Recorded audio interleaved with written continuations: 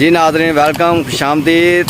ਤੇ ਅੱਜ ਅਸੀਂ ਆਏ ਆ ਪਿੰਡ ਦੇ ਵਿੱਚ, ਗਾਉਂ ਦੇ ਵਿੱਚ। ਛੁੱਟੀਆਂ ਸੀ ਈਦ ਦੀਆਂ, ਤੇ ਨਾਲ ਮੇਰੀ ਤਰਫੋਂ ਸਾਰੇ ਭਰਾਵਾਂ ਨੂੰ ਈਦ ਮੁਬਾਰਕ ਬਹੁਤ ਬਹੁਤ ਜ਼ਿਆਦਾ।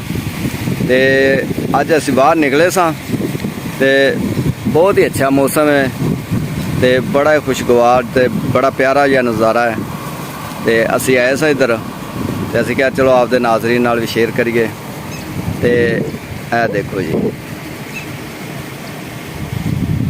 ਤੁਹਾਨੂੰ ਟੂਲ ਵੀ ਦਿਖਾਉਂਦੇ ਆ। ਟੂਲ ਚੱਲ ਰਿਹਾ, ਸੁਬਹ ਸੁਬਹ ਟੂਲ ਚੱਲ ਰਿਹਾ। ਅਸੀਂ ਕਿਹਾ ਚਲੋ ਇਹ ਦੇਖੋ। ਤੇ ਸੁਬਹ ਸੁਬਹ ਦਾ ਬੜਾ ਹੀ ਪਿਆਰਾ ਮਾਹੌਲ ਹੈ।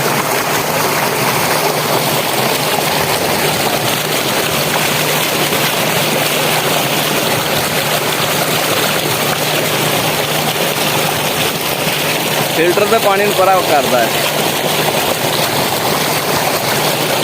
ਤੇ ਇੱਥੋਂ ਦਾ ਬਹੁਤ ਹੀ ਹਸੀਨ ਨਜ਼ਾਰਾ ਹੈ। ਇੱਥੇ ਆ ਕੇ ਬਹੁਤ ਇੰਜੋਏ ਕਰੀਦਾ ਜਦੋਂ ਵੀ ਆਈਦਾ। ਤੇ ਖੁੱਲਾ ਇਲਾਕਾ ਹੈ, ਹਰ ਪਾਸੇ ਹਰਿਆਲੀ ਹਰਿਆਲੀ, ਤੇ ਇੰਜੋਏ ਕਰੀਦਾ ਆ ਕੇ।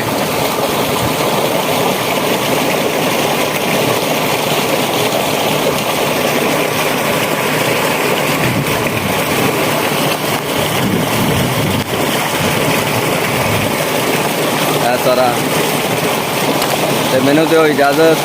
अल्लाह निगहबान। पाकिस्तान जिंदाबाद।